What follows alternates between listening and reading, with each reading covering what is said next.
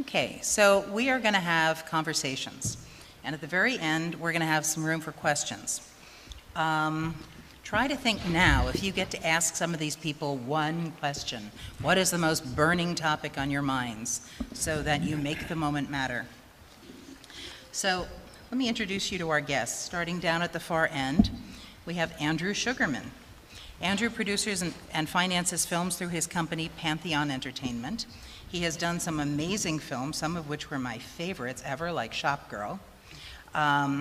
He has a cross-section of genres that he works in, and this is just a tiny sampling. All of these people on this panel have way more credits, so consider this the appetizer that sends you looking at much more of their work online.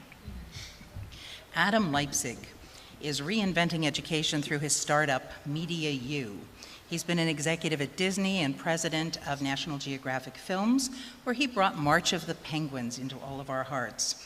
He's got 2 books he's written. He is the publisher and editor-in-chief of Cultural Weekly, which I occasionally write for. And his TEDx talk is just amazing. Hunt it down. Jordan Berg is a packaging and digital agent at CAA. He represents clients like Catherine Hardwick in the digital space and has packaged some of the films that have come out of the in-house production arm of CAA. Tim Zajaros is also producing and financing films through his company, Armory Films. He has done Mudbound. His new project coming out this summer is The Peanut Butter Falcon, which we'll be talking about. He has done interesting projects that are both for online streamers and for major studios. And then there's Todd Garner. Todd Garner produces about 50 movies a year with some unknown talent like Adam Sandler, he's done Paul Blart Mall Cop, Night and Day. One of the most interesting films that I saw was called Tag, which, as the mother of 3 now grown sons, I can assure you is a documentary. And most of all, Todd has a phenomenal podcast called The Producer's Guide. And he has done over 60 episodes so far. Once you start, preferably with the first one, which is Adam Sandler, you're going to get hooked, and you're going to find you don't know anything about what goes on in Hollywood. So get ready to get absorbed. I have had Todd in the car with me at Trader Joe's. He is with me in the morning when I wake up, and sometimes in the evening as I'm going to sleep. It is yes, well, it's Hollywood. Come on, just go with it. And he produces films through his company, Broken Road, and you'll definitely want to know more about his stuff. And last but hopefully not least, there is me. I started out writing TV shows, which interestingly enough are still very big in the Christian community, which I only know because I speak at the National Religious Broadcasters Conference every year, and everybody comes up and tells me they were just watching Love Boat last week. After I had children and needed a placeholder job, I was associate publisher of Creative Screenwriting Magazine and did the first 5 years of Screenwriting Expo. Along the way, I decided that I would dabble in technology and got 3 patents for developing a mobile platform called Clixit. And my most recent credit is working for Stan Lee's POW Entertainment, doing my first comic book. So, thank you. So here we are. And I want to start with Adam, because instead of just going down the line and talking about projects, I thought we'd begin talking about the idea of what does the idea of creativity mean right now in America and in the world? Thanks for tossing me a softball. How many creatives do we have in the house? That's just about everybody. Okay, let me give you a really specific answer to a general question. I think creativity today is 3 things. I think it's entrepreneurship and uniqueness and the ability to execute.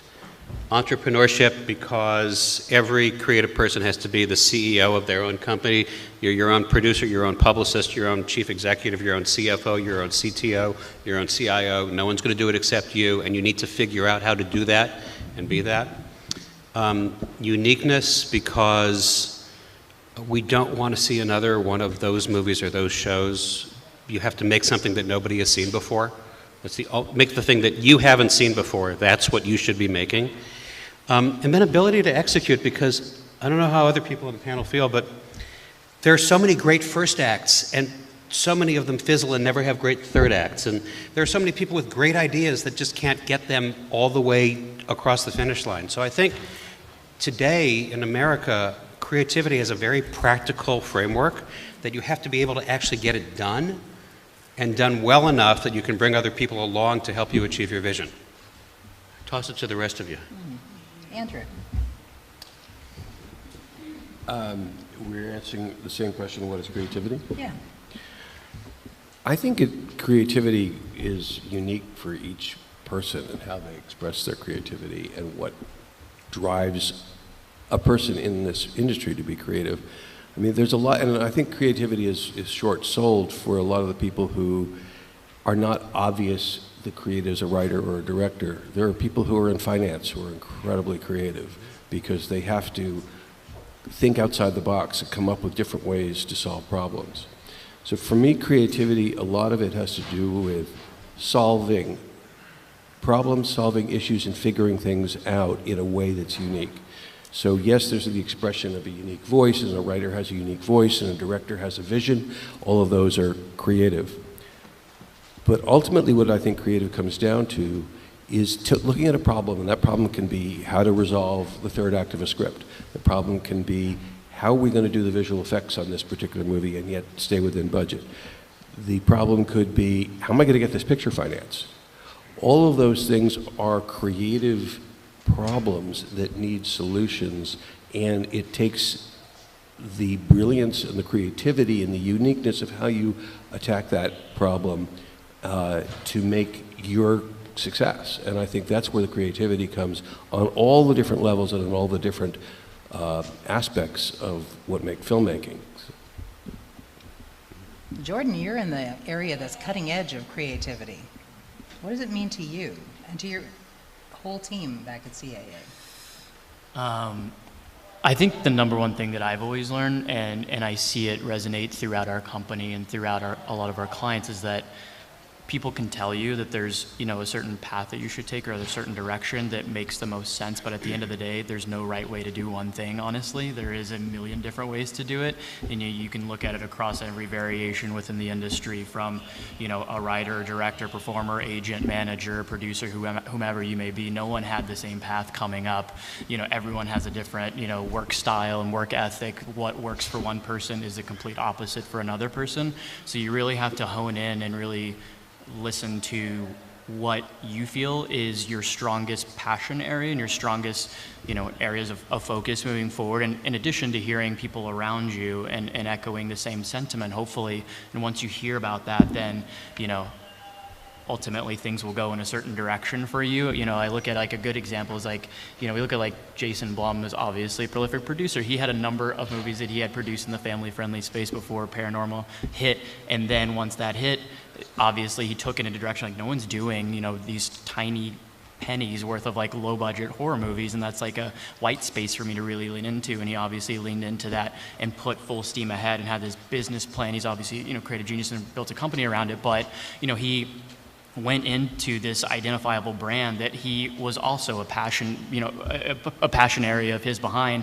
And then ultimately, once he really hit on that and one after the next, then he kind of started to break it out into other areas. Not to say again, like this has to be, because so many people up here have so much experience, you know, in other areas, but you know, it's something to kind of look at closely and see that like this is one area that worked for somebody. In other areas, it's multiple movies that hit it one after the next. But, you know, brand definition when you're just starting out, I think is very, very crucial, and say what you can really, really do really well and identifiable compared to a lot of the other people, and run with that, and then it can open up so many other areas outside of that, what you ultimately may want to do too. So, Tim and Todd, what do you think makes a person creative on the production end where you start, and how do you spot somebody who is able to replicate it over and over? No, you go first. That way I can disagree with you. I mean, first, confidence. It for me is really important. Somebody that actually has a distinct and unique vision, but is actually confident in what in that vision. Because I feel like you meet with a lot of writers and directors, and people that want to make something, but are more focused on making something that, when you're meeting with them, that they're trying to basically pitch you what you want to hear as opposed to what the story that they want to tell. And I think that when they do that, obviously that there's nothing necessarily unique to what they're pitching you. They're trying to assume what you're looking for and what you want, and that's not really a vision. That is an interpretation of my vision, not necessarily their vision. Now, it's important, I think, to be collaborative, because not everybody's right all the time, and you need to be flexible and when you're making films 100%. But yeah, I mean, I think confidence, a unique vision, and passion. Yeah. I would agree with all that. I do think that you have to come at things with a clear point of view, but also in the execution of it, just not want to just be good, and it's good enough, and that applies all through the storytelling process. So if you're driving in your car and you come up with a good idea, or you hear a good idea or whatever, don't just rush out to try and get it done right away. Really think about it and think about, okay, what is this movie or television show or whatever, and what is special about it, and why is it going to resonate with the audience? Because ultimately you have to make it. And I think that a lot of young producers and storytellers just get stuck on just selling something or just getting something set up. And if you've been doing it as long as I have, certainly, or we have, that becomes like incidental. You really have to have the long-term vision of this is going to come out in the theater or for a streamer or whatever. And so you can't just be good enough. You can't just like sell the idea to the first person who wants to buy it necessarily. You have to pick the right writer. You really have to concentrate when you're developing something that it's not just, well, it's good enough now, let me try to go get it made. Because at some point you're going to hit that, wall head on, where it's not good enough. It's either going to be, you won't get a great piece of talent attached to it, such as a director or an actor. You won't get a studio to say yes, or ultimately the audience will just be like, it doesn't seem good, which is always so shocking to me, how fast an audience can pick up on if some, you think like, I think I did a pretty good job of hiding this, that it's not great. And the second, a trailer hits, you're like, that looks like shit. And you're like, oh, okay, I didn't hide it so well. That was a good 4 years of my life. So I would say it's the tenacity to just make sure that at every step you do the best you possibly can. So how long do you think, on average, or if you can even estimate, how long is that incubation process for you? Well, I just had the good fortune of making a movie that took 14 years to make. That was a good incubator. How was the trailer received? Not yet. I just finished shooting. So, I mean, look, there is no. I think that's the quickest way to make yourself insane, is to have like some expectation of like, this should probably take 6 months, or any expectation whatsoever, because you'll just quit. I mean, it's absurd how hard it is to get movies made. Yet, the people that I am friends with, and certainly the people that I have on my podcast, are all wildly successful, more successful than they've ever been in their lives as producers. One of my dear friends, Basil Iwanek, just had a movie come out this weekend, did $57 million. This is a guy who's been doing this a long time, and he's had a lot of success along the way, but this was like... Do you want to mention the movie? It's called John Wick 3. Okay. Mm-hmm. And so he's his third one in his series. The guy's been working his ass off. I mean, he's just a grinder. And he had a shit series of luck this year. He had 3 movies at Weinstein Company when the whole thing went upside down. And so, it's just about tenacity and staying with it, because it just takes one. And so, if you go in thinking a finite amount of time that this should get done, you're going to definitely be disappointed. Yeah. Also, recently I've been making a lot of documentaries. Average for documentary is 5 years, just to put it in perspective. So if you get to 4 years and you're not done yet, don't worry, you're still in process. So I want to start with Tim and Andrew on this one.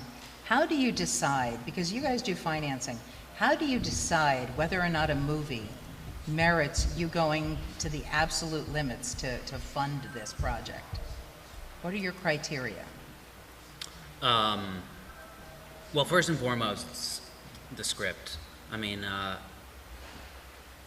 we don't get tempted by a big director or a big writer or a big cast, and sometimes we're on way before there's the cast or directors, but you know, I think that there's a lot of companies that get seduced by names and they don't really pay attention to the material.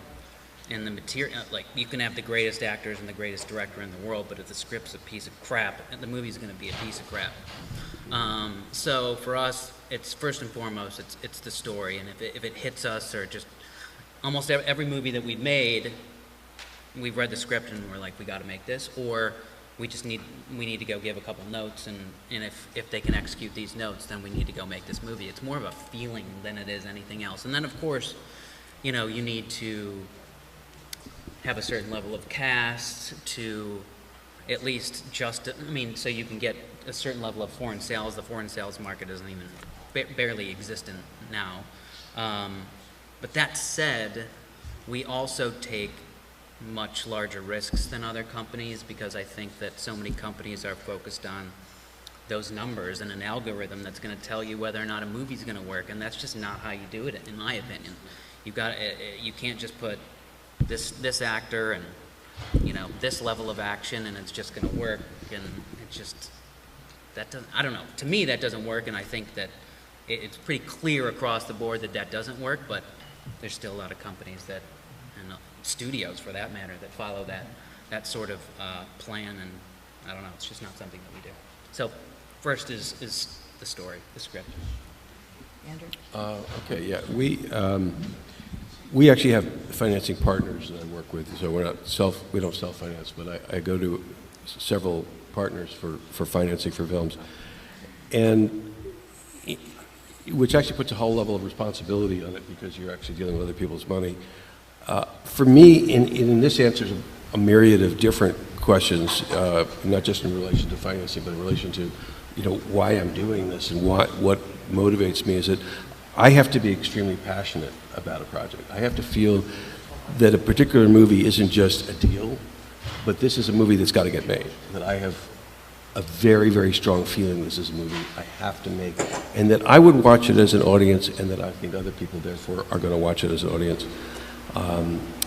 When I made Conviction, that was a movie, when I read the script, I dropped everything I had. Some very big stuff happening. I just dropped everything and said, I'm dropping all these things, I'm making this movie. And a bunch of people thought it was crazy. And there had been some very, very experienced good people who had failed at getting that picture made. And so I was up against a big barrier of, like, how are you going to get that thing done? Like, some very big boys like at Working Title weren't able to get it done. I just started doing it. And it was that kind of certainty and passion and knowing that I had to make this film that drove me, that brought in the investors, that coalesced the creative community that made that happen. And, you know, it's the film that I'm the most proud of anything I've ever done. So that's what drives me.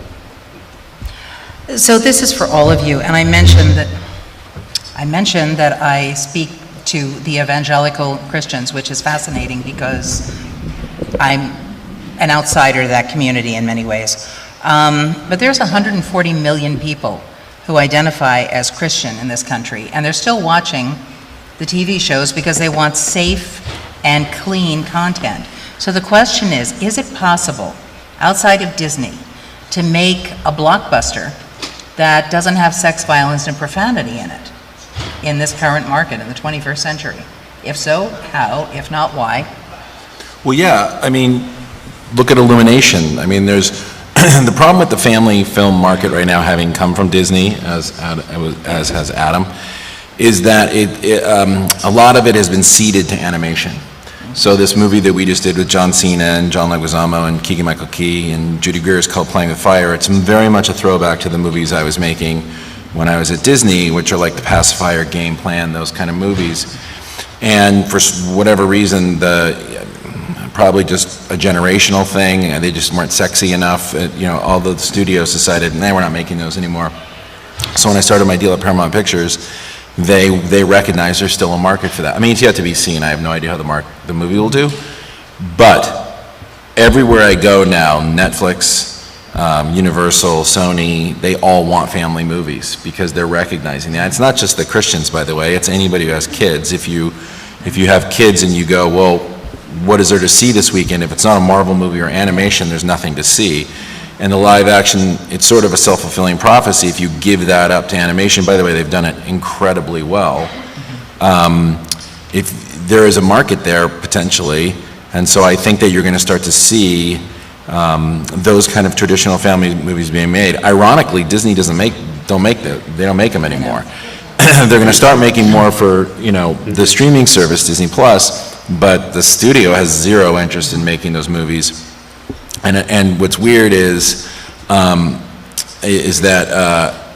when we did our P&L for the movie, they couldn't find a movie that didn't gross less than $100 million worldwide in all those, stupid guy runs into kids movies. And so that's the problem is if you just decide, it's not sexy enough, I'd rather make The Big Sick, or something like that, which is a little bit more cachet and you can go to cocktail parties and be cool.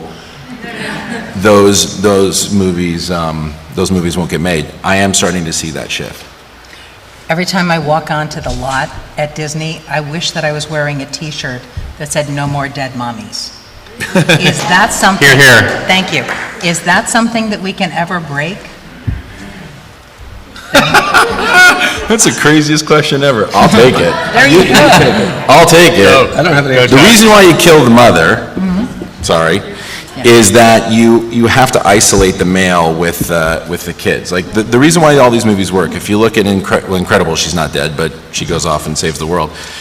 They figured it out. So if you look at all of these movies, the perception in comedy is that men are idiots. And so you put them with kids and like, what do we do? And so that is the formula if you look at Despicable Me and something like, so those kind of movies, you're always trying to isolate the father. In the old animated movies, that's the way they isolated him. I think that's going by the wayside now. I was going to turn that question over to the House and assume that there's someone in the House who's going to stop killing mommies. Yes, I see hands going up right now. It's happening. You don't need happening. So, Jordan, YouTube and all of the other platforms are really insisting on safer content now because of the advertising. So how is that influencing the creative process for the young Turks who seem to be the large pool of talent there? I think, just going back to the point of more family-friendly and safer content just in general, I think it's reflective, unfortunately, across the world and all the messaging that we're getting, and people are wanting, clearly, more happier times. And so Netflix has identified that really well in a brand, in a very, key area of focus of doing, 10 to 15 of these movies potentially a year, of these, just uplifting and inspiring movies, and that can resonate. Clearly it's going across all the other verticals and all the other channels, so like Facebook, YouTube and so forth, where advertisers get spooked, and it's not easy to get advertiser money wherever you are, this day and age especially. So you start to see some more streamers that are going to be popping up that have already made announcements too, that are going to try to attack the advertisers more. So for them to do that, clearly they need to have safer content, because for one thing that spooks them, they'll immediately pull off and they won't put their brand behind and fund the piece of a series or a feature. So, there's a lot of, creators that are coming off of, you can spell, like Joe Penna, is a guy who came out of the YouTube space as a director, did this movie called Arctic that played at Cannes last year. He was always like a filmmaker in his own right and always wanted to do bigger movies, but, they took a chance on him, and he hadn't done, one just yet, but he did a ton of short films off of it they were edgy enough for his own YouTube channel, but then in the next area of pivoting towards that, had this movie called Arctic, and he and his writing partner wrote the script and attached to direct. They put the whole movie together, went to Cannes, and so forth. So people that can come out of a unique perspective and a unique world that especially this day and age where, you know, more safe content is just enticing to everybody around the world, we'll have a clear kind of, you know, market for that, I feel like. And, you know, whereas everyone was wanting dark stuff for a number of years, and still a lot of people do, all the streamers especially want to go a little more lighter fare, or at least want to have a clear, you know, clear area of focus within that, and it'll continue to just ramp up, I feel like, even more and more as you go down the line. So. I want to reframe the word calling this safe content. I think it's hard content, and I don't mean hard R, and I have no problem with hard R, but what I mean is I think that most of the time when I read scripts and see movies, the default to language, to sex and violence is easy writing. It's an easy way out of a character or a moment, and I think it's much harder to write great dialogue, great characters, great stories that don't have to have that easy default. So I just, you know, safe sounds like baby food. I don't want it, but interesting, character-driven, meaty human stories or animal stories. By the way, March of the Penguins, a good quarter of the box office was the Christian community, because so I think there's a lot of content out there that hasn't yet been explored. So this one is for Tim and Todd, because you've both made movies that are for Netflix and you've both made movies for studios. So can you compare and contrast the process all the way up to when it comes out? Well, when it comes out is a joy because you have no box office, so you can just relax. Because there's nothing more gut-wrenching than a weekend of tracking and knowing how awful your movie's going to do. When it goes, thank you. when it goes to Netflix, you're like, this is great. Millions of people are watching it right now in your own head. Anyway, so the difference is it's negligible in terms of the making of it. I've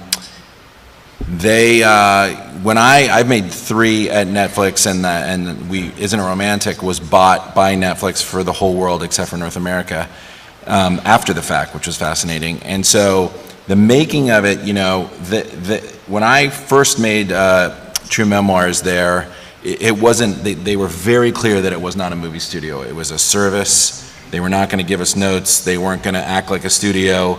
They were just going to let us do our thing, and then proceeded to do the exact opposite. They absolutely were a movie studio. They gave us tons of notes. They were very involved. Great people working there. And then they just decided, you know what, I think we are a studio if we're going to make 90 movies a year. And so they hired Scott Stuber, and then they've hired many, many executives from around town, and they are a full-fledged studio. So, and they act like it. And so when you're there, you know, they're very confident. They know exactly what they want. They are completely untethered from the P&L, which is why they're going to win and why movie studios are ultimately going to slowly bleed to death. And by untethering from the P&L, it frees them up to make decisions that are purely creative rather than driven by some insane, you know, foreign sales or some crazy notion that, you know, this actress is going to get on a couple of covers, which is going to mean a few dollars in the box office, which is bullshit. Mm-hmm. Definitely agree with that. Actually, we finance and produce our movies independently, then we sell them. So technically, we've never actually worked with a studio or Netflix prior to the sale. I mean, I could speak only to the difference in the release strategy, potentially, and it was just, we only had one movie with Netflix, and it was just a unique situation when they purchased Mudbound out of Sundance. One of the reasons why we went with them is because they were extremely passionate about the movie, and we put an awards campaign in the contract. So that was one of the biggest reasons why we went with them. And you know, when they're really behind something, when they really believe in something, I mean, they really put their money where their mouth is. And man, they spent an exceptional amount of money getting Mudbound out there. And we knew that going into that, we knew that even though we're getting into an awards campaign with Netflix, which was likely going to be the reason why we might not even get a Best Picture nomination because it was Netflix, we still made the movie because we wanted the world to see the movie, and we knew that if they put the money into the marketing of that movie and had the platform in which more viewers could see the movie, and then that's really why we made the movie in the first place. Well, that can't be overstated. If you think about Netflix, if you've ever driven down the Sunset Corridor going either east or west, it's all Netflix billboards, and so they feel ubiquitous. They feel like, oh my God, Netflix is everywhere. That's all they're spending their marketing money on. That's what's incredible about this company, is that it's just peer-to-peer marketing. All their marketing is done within their own site. So unlike a studio that's like, Jesus, I gotta spend $30 million to get this crappy teen comedy out there, which totally jams your P&L, they just put it on their site, and they know the analytics of what you watch, and they go, hey, you maybe will like this crappy teen comedy that we also made, and then you'll be driven there, and for free. That's what's really the game changer in terms of Netflix, in terms of the way they do business and the freedom and why they can make so many things and why their swing is so smooth, is because then they get a movie like Mudbound and they just put all their resources into that movie, or Roma this year, to make a huge splash, driving more people to the site because it feels like all their content is going to be of that quality. And so for a movie like Isn't It Romantic, where we sold to Netflix all over the world except for North America, what they did is it freed New Line to not have to market individually in each of those countries, which saves an extraordinary amount of money to the bottom line. There's this new little thing in journalism that's happening too, and it's not the pretty girl on the cover of the magazine. It's the listicle of what you have to see on Netflix this month.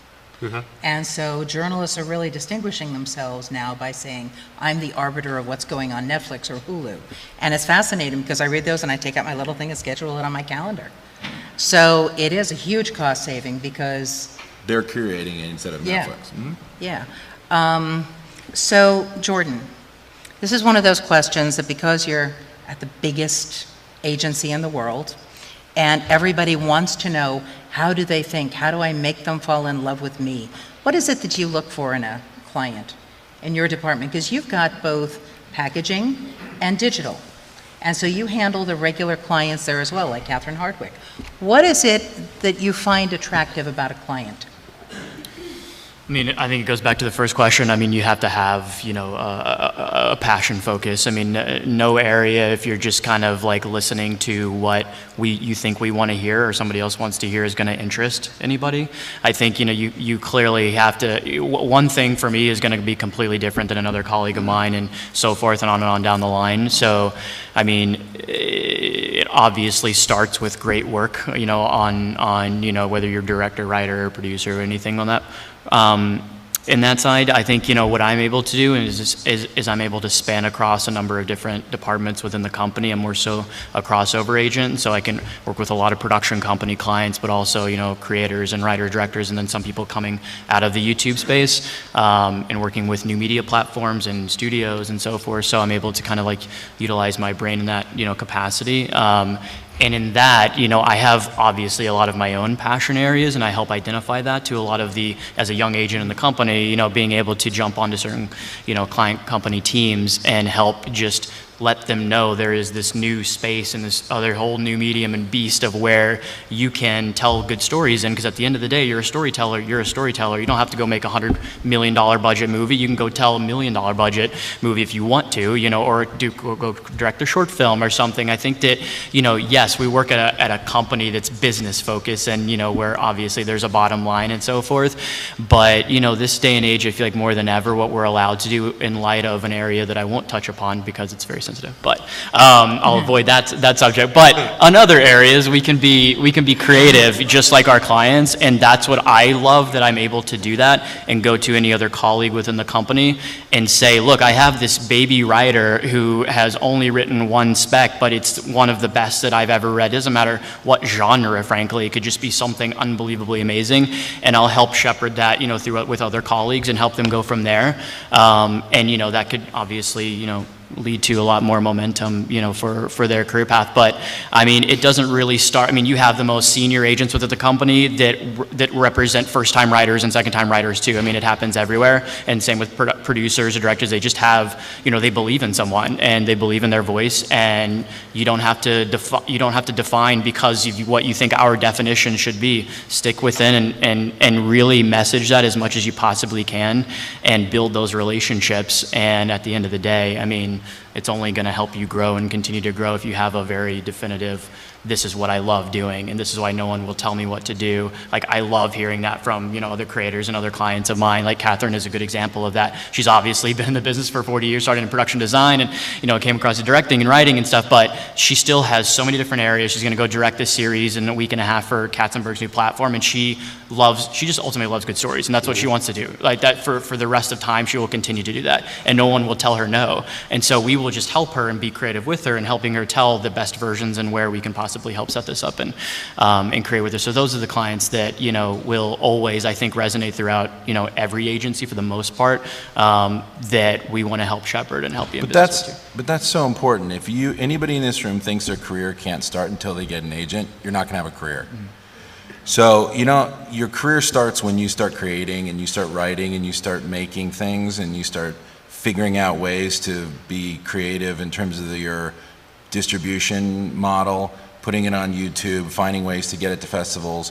All those things will ultimately lead an agent to find you. But if you're sitting around going, well, it's a catch-22, I can't have a career until I have an agent, and I don't have an agent until I have a career, it's just crap. Mm-hmm. You got to just go out and create and do it. There's so many ways to get seen and get heard that, this thing that we're not going to talk about, I'll talk about on my podcast, guys, is just evidence that people are still, no offense, because it's going to turn around, but people are thriving and they're writing and they're doing stuff. And so until they get this all sorted out, people are going to have their careers and they're going to keep doing it. So if you don't have an agent, just do your thing and they'll find you. Yep. My first agent when I came out here was William Morris, and they were very siloed. It was like, you're a TV writer. Features are a whole different department. They're on a different floor, so we don't even talk to them. But what I found out was I got every job I ever had while I was with William Morris. So having an agent, as he says, can be important, but you're not sitting there waiting for calls. You're still going out and finding. You mean you got every job yourself while at that agency, right. Not they got it for They you. never got me a job. That's exactly right. 3 years, never a job. Sorry. Which is it? But it's WB, so it's fine. So we should just beat the shit out of him after this. Just to get our aggressions out on the whole big monolith that sits in Century City. What do you say? My number on my business card is your office line. On a lighter note, let's go to Adam because I just want to add one thing to Oh, that, sorry. which is there's a lot of obsession sometimes about getting the job, whether it's through an agent or not, or how do I meet this person, how do I get that. And I think that sometimes creatives, especially in the early parts of their career, are missing out on the most important thing, which is to concentrate on the quality of what they're doing. And to really drill in deeply into, that first draft of that script, is that really the best draft? Who can you get advice from that is going to help you perfect that and make it really, really sing? Because I think, a lot of times you get people sending out, oh, this is my pitch, would you like to read the screenplay? Well, how much have you really gone into the research behind those characters? Is it based on true characters? Is it inspired by true characters? Have you gone to people you respect creatively and gotten them to give you feedback on this and to give you notes on this? And if you listen to those notes, or whether it's a director, or producer, or another writer, and I think that the concentration on just doing really, really, really great work is something that people sometimes forget because they just want to get a job, they just want to get something made. And I think that it's sometimes important to dial back, concentrate on making something great, and when it's great, then go out with that and say, this represents me. Yeah. The goal shouldn't be to get something made. It should be to make something great. Yep. I love that. Amen. Yes. Wow, you want to just drop this mic? Here you go. Bumper sticker. All right, so on a different note, Adam, you've made a lot of documentaries, and you've made a lot of films that weren't necessarily obvious. And so how do you find and then really shepherd those unobvious, almost the invisible stories that people aren't seeing? Because those become the best documentaries and some of the best films, even if they're considered art house films. So how do you find the invisible stories, and what do you do with them once you find them? You know, largely they've come to me. People have found me, and I have a filter that if I'm fascinated by it and I feel I've never seen it before, which means it hasn't really been visible to me before, I feel it hasn't been visible to a lot of people, which means a lot of people could be curious about it if it's well done and when well executed. But I have other screens also, which is, do I believe there is an audience out there for it? Mm-hmm. Do I believe that we can get the money together for it? And do I like the people involved? Mm-hmm. Because it's going to be 5 years. And I have to like the people involved. It's like you're getting married and you're at this very intense, intimate relationship. So that's one of my screens. It's, the requirement for visibility of stories is also part of the reasons why we're starting Media U, a new film and media school, to get more visibility for more kinds of stories. All right, so this is a question I have for Tim, because your film coming up, The Peanut Butter Falcon, has 2 directors. Mm-hmm. And I have a distribution consultant who says, absent brothers, sisters, or spouses, it will never work with 2 directors. Do your directors fall into that category? No, they're very unique. They're very yin and yang. So they're really complete opposites, mm-hmm. which you'd think then they would conflict constantly, but they don't. Some of the actors really gravitate towards one of them. Some of the actors really gravitate towards the other, which is actually really helpful when it comes to trying to get through certain scenes. And while if you have one director and not getting along with the actor, sometimes you're just going to have a really uphill battle there. I would tend to agree most of the time with that. And there's actually, and while I've only worked once with multiple directors, I've met many director duos, and it's usually one of them that's really the director and the other one is more of a sidekick. And this experience that we had, they really just work very well together, and they bring things out of each other that I don't know, just it was a unique situation that I don't think is normal, but it can happen, clearly. Have you ever worked with brothers or 2 directors at once? Yeah, I just did a little horror movie with the guys who wrote Quiet Place, Beck and Woods, and they co-directed this little movie called Haunt that Eli Roth and I produced together. And the same thing, like they just, can bounce things off each other, and since they're used to writing together, they're used to really being collaborative together. Mm-hmm. I want to talk about a part of the filmmaking process that I never hear anybody bring up voluntarily.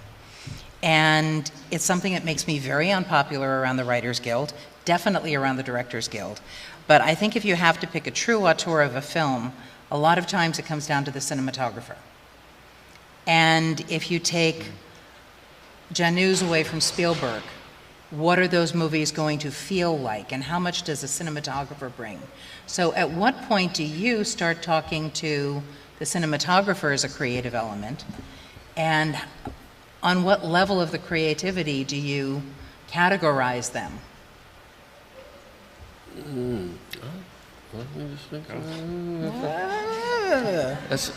That's a tough one. There's the ideal, then there's the reality. The cinematographer is meant to be part in sync with the vision of the director. That's the idea. And I think a good cinematographer like Janusz with Steven was that. But I think if you see some of Steven's pictures that were not done with Janusz, they also have his vision in them. So, but I think there's also a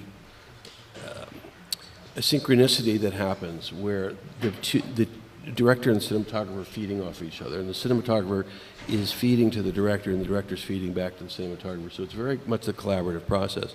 Would I consider the cinematographer to be an auteur? No, in most cases, no. I think they're part of the creative process. And one of the things, though, that I will make a side comment about is the obsession ever since the late 60s with the director is the sole auteur of a movie. And that this got created out of the French New Wave and all of that, but it really undersells how important the rest of the team is, from the writer to the producers, and I will say the producers, having produced quite a few films, have a tremendous amount to do with the creative direction of a picture. And it's rare that the director can override all others and really have a single vision and be the auteur. There's a few exceptions to that. Now, in the case of a new director, a first time or a young director, the cinematographer is often a key, because they don't know where to put the camera. They don't know what lens to put on. They don't know when the camera should move and when it should not move. And they don't understand the editorial process, and they don't usually have an editor on the set with them. So the cinematographer serves to be a very key in a young director being able to make it work. And I think that it's really important, and sometimes you get a young director who has somebody who shot a video with them and they want to bring them on as a DP. And I'll always say, no, that you need the experience level on that side to help you through this process of doing a feature. So I don't know if that answers your question, but in an oblique way. Okay, so before we go into questions from the audience, we're going into a new decade. What do you see happening over the next 10 or 11 years in the industry?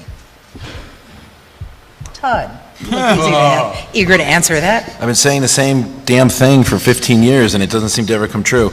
I always thought that the windows would completely collapse, that the theater owners would be overruled, and that studios would just say, screw you, put it in your theater or don't, and we're going to charge a premium on our own sites, and let the chips fall where they may, let the pricing figure itself out. That clearly has not happened. I gave that speech 20 years ago. And so I think that now with every studio having its own streaming service, everybody's gunning for the subscription model, obviously. And I think that what that's going to do in the short term is allow the studios to be freed from that P&L a little bit, where they'll take shots knowing that they can put it on their streaming service, which will drive their subscription model and drive eyeballs to their site. And if something breaks out, which is weirdly very much like the Jason Blum model, they'll run it theatrically and then back channel with the streaming service. But everybody went for a subscription rather than like the pay or play model, pay for play model, which that's where I thought it was going to go, which is essentially, a movie like Avengers would come out and you would be able to see it anywhere and you would just be charged accordingly. But that hasn't happened.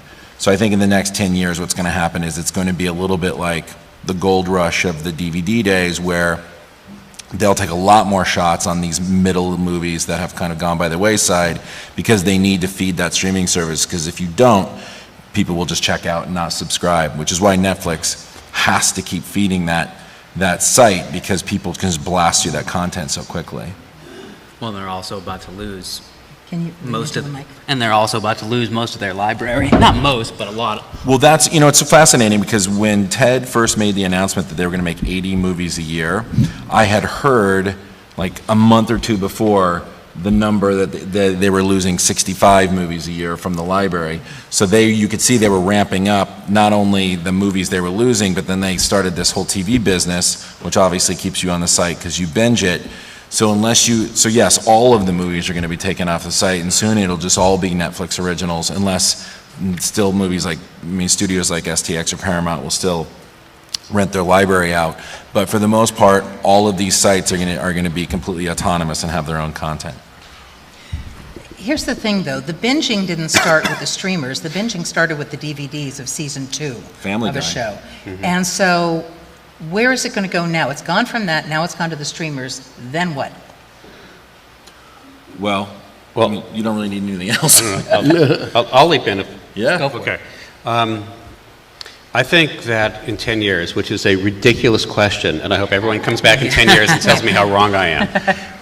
I think in 10 years, we will have made the full-on shift from the primacy of companies that own content to the primacy of companies that own audiences. Netflix owns an audience, Paramount owns content. I think companies that own content are obsolete. Companies that own audiences are the future. I think there's going to be I think there's massive overspending going on right now, so there's going to be a consolidation coming at some point in the next few years as things crunch down. I think another studio or two will fall.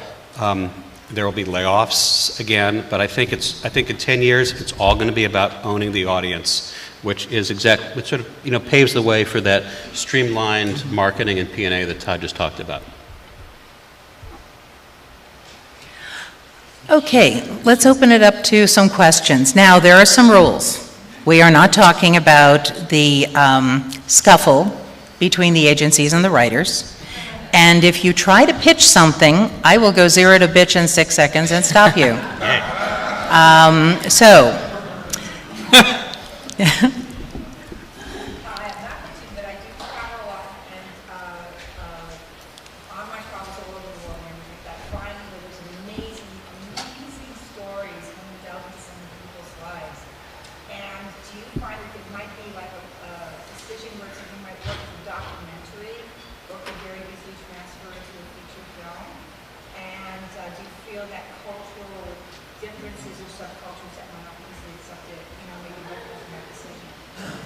Adam, it's you. Repeat the question. Repeat the question. Catherine, can you repeat the question? She asked you. Well, yeah, no, it just got a little bit complicated towards the end. And Okay, it starts with cultural questions, cultural stories that are around that might start as documentary. Can they have crossover to feature film potential as a development to expand the exposure to cultural issues we don't necessarily see, which would go back to that invisible stories? The answer is yes. Yes. I actually think if there's a great true story, it's a fantastic thing to do to make a documentary. Own those rights, control those rights, control that product. You can show it to somebody and then remake it in a scripted form, whether it's a movie, a series, a web series, a whatever. I think it's a very good thing to do. And yeah, I think, look, we're in the nichification of the world now, where you don't need 500 million people. You can have an audience of 50,000 people if you make something at the right scale. So yeah, I think you can. And everybody's making local language stuff now. Mm-hmm. Every studio and Netflix also are making local language. So if you are traveling abroad and you find a story that's specific, like Roma or something like that, there are divisions within each of the big studios that handle local language or local stories. Mm-hmm. So you can also go there. You, with the camera. Piggybacking what you were saying about 10 years in the future, can you guys talk about how filmmaking might change with more VR and interactive storytelling? I mean, it's happening at Netflix, it's happening at Fox, it's happening at other places. You know, it's just, I think the start, I mean, VR, it's a little bit tricky. They had a moment right now, a lot of the hardware and the cost, everything, was a little bit too high, and they didn't really see that catch on, and people, I think, were creating more, original ideas and content that weren't hitting, and so they have now pivoted in medical and games and other areas that have been a little bit more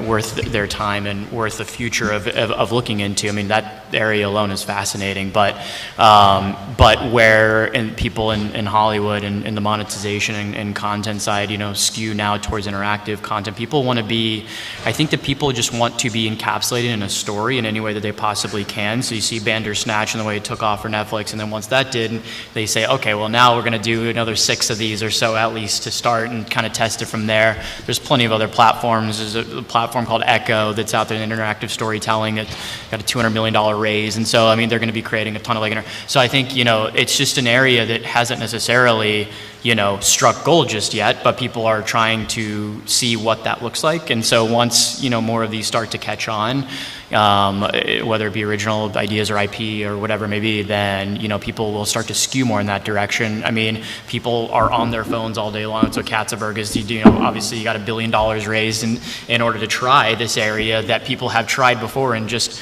primarily short form, but also he's talking about implementing interactivity and things like that to see what happens. I mean, because if you go to a movie and you sit there for an hour and a half, and people obviously, I think the number one thing is, and everybody understands, like, it's an escape for an hour and a half, and it's to put you kind of outside what's all the things that are happening within the world and into a story for whatever time like that may be. In interactivity, you can do the same thing, but also have the component of getting involved even more so in a story and having the changes of 5 different possibilities of an ending, and not even there, you could have another 15. People find that interesting. People being able to dictate the stories themselves is a little bit more challenging, and I think, as opposed to just watching something for the sake of watching something. So it's going to play itself out, but it is interesting to see what it looks like now, or where that will look like in the next 5 years, as more of these streamers start to, come about, and direct access to watching series and films and content, is at your fingertips more so than ever. So, I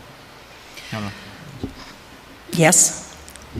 Second row, you. Oh, hi. I'm a producer, and I want to know if you guys can give us mistakes that you've seen from producers that we can avoid. And Tim, can you talk about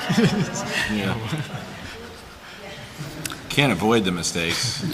Yeah. It's impossible. You learn from your mistakes. Yeah, you're going to have to make them. It's impossible. Every time I do a movie, and between being an executive for 20 years and being a producer, I probably worked on over 100 movies easily. Every movie, I think, I've definitely seen everything now. There's nothing new can happen. And then 3 days into shooting, Jeremy Renner breaks both his arms shooting Tag. Or the last movie we're shooting, and 3 weeks in, the actor quits. Just left. So you can't. It was cute. It was a fun day. So you can't, you just can't. There's no way to avoid it. There's no way to avoid making the mistakes. And the way you do your creativity and your business is going to be totally different than any of us. So you have to follow that path. And, the mistakes you make may, vault you into a whole different stratosphere of success that you never knew, because you followed a path that was true to you. If I sit here and tell you, don't do this and don't do that, it's just going to fuck you up. In the back. Oh, sorry. You mentioned the awards campaign with Netflix. Can you talk more about that? I don't understand it, too. Oh, well, awards campaign for the Oscars and the Golden Globes. Okay. So it's like when you saw 1,000 things for Green Book Yeah. right before, and you're like, what the hell is Green Book? Yeah. That was the studio saying, we're getting an Academy Award for Green Book. On the aisle, yes, you, fellow, yes.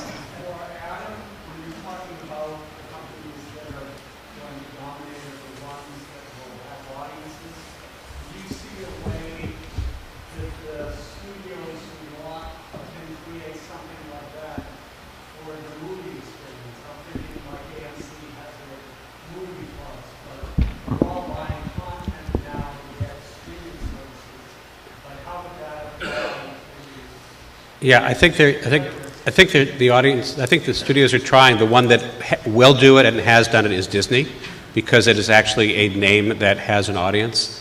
I don't think the others will, but think about what the other studios are. They're owned by AT&T, Comcast, very large entities that do have audiences, and the studios are really small units within very large superstructures. I think any studio that's attached to a large superstructure that owns an audience has a chance of survival, but if they don't, it's going to all shift. That's my probably incorrect prognostication. On the end, it'll, yes. Thank you. I'm just going to build on that question for a second about the building of the awards campaign. So how do you stipulate something like that? Do you take a cut in the actual, number that you're getting for the film? You mean, do we take a reduced upfront? Yeah, I mean, how do you negotiate something like that without somebody just walking Well, away and saying, forget it, they all could have said no, but we just went in there strong and bullish, and we just come out of a screening at Sundance to like a 10-minute standing ovation and just ridiculous reviews, and we were like, this is what we want. So we were kind of well positioned to be able to dictate that, and we had already had those conversations with other buyers. So we just dug our heels in and said, this is what we want. And fortunately, they said yes, and they definitely could have said no. And it's time to say goodbye. I'm so sorry because there's so many people who have questions, but I'd appreciate it if you say thank you to our panelists. Thank you.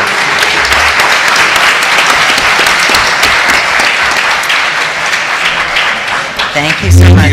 I gotta go. I'm late. Todd, Very well. thank you so much. Welcome. Totally You're welcome. appreciate it. We had